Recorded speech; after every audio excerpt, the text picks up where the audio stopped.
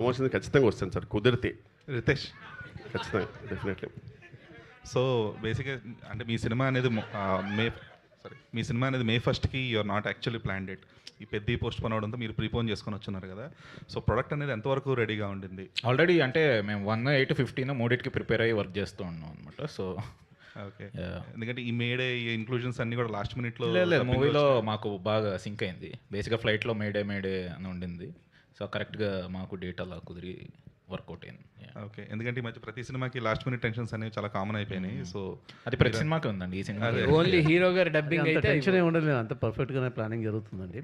Copy ready అయిపోతే టైంకి ఏం ప్రాబ్లం, ఆల్మోస్ట్ ఫినిషింగ్ స్టేజ్లో ఉందండి. ఓకే, ఎందుకంటే ఈ మధ్య ప్రతి 90% ఫిలిమ్స్కి వింటూ ఉన్నాం లాస్ట్ మినిట్ వరకు ఫస్ట్ కాపీ అవ్వకపోవడం అనేది.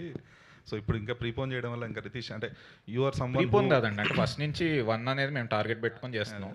1 లేదా 18, 15 అంటే మీరు లాస్ట్ మినిట్ వరకు కూడా బెటర్మెంట్ కోసం ఎక్కడో అక్కడ ఎడిటింగ్లోనో లేదా లేదండి, అలా బెటర్మెంట్ చేస్తాం. లాస్ట్ మినిట్ వరకు చేయను, ముందే ఫిక్స్ చేసే బెటర్. మీరు లేదు చాలా ఇబ్బందిగా ఉంది అని అనాలి ఒకసారి అని అన్న.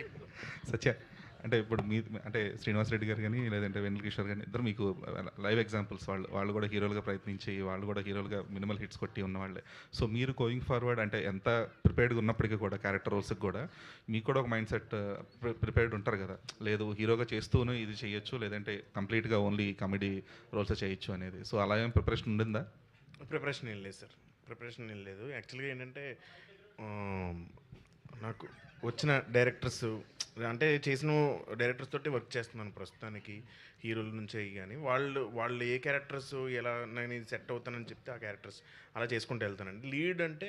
లీడ్ ఒకటి ఏంటంటే పర్టికులర్గా నాకు నచ్చి కథ అది నచ్చి నిజంగానే జనాలకు నచ్చుద్ది ఇది అనుకుంటే నేను చేస్తానండి, లేదంటే రెగ్యులర్గా కామెడీ రోల్స్ రెగ్యులర్గా చేస్తాను. అసలు ప్రమోషన్ల కింద నుంచి వెన్నెల కిషోర్ గారిని అందరూ అంటున్నారు కానీ అసలు మీరు దొరకరు అసలు మీడియా. అమ్మయ్యా. సో అసలు భయ్యా seriously thank you so much, means lot. So అసలు మీరు మీడియా ఇంటర్వ్యూస్ స్టేజ్ ఫీర్ అండి నాకు. Stage fear okay, but media interviews కానీ ఇంటర్వ్యూస్ ఇవి చేస్తున్నానండి ఇప్పుడు తప్పట్లేదా? తప్పక చేస్తున్నారా లేదా? లేదండి చేస్తున్నానండి.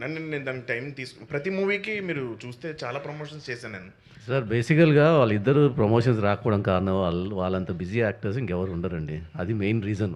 బికాజ్ వాళ్ళు పొద్దు నుంచి సాయంత్రం వర్క్ చేసిన తర్వాత మళ్ళీ ప్రమోషన్ రమ్మంటే ఎక్కడి నుంచి వస్తారు, వాళ్ళకి ఒప్పుగా ఉండదు. Plus it's not fair also for us to expect them to work, and the main reason is that because they very busy అండి. ట్రూ అంటే కాకపోతే మత్తువాదులు 2 తర్వాత సత్య ఇంటర్వ్యూ కోసం అని చెప్పేసి మీడియాలో ట్రై చేయని వాళ్ళు ఎవరు లేరు. బట్ స్టిల్ సత్య సక్సెస్ఫుల్గా అవాయిడ్ చేశారు అసలు. శ్రీనివాస్ గారు హాయ్ సార్.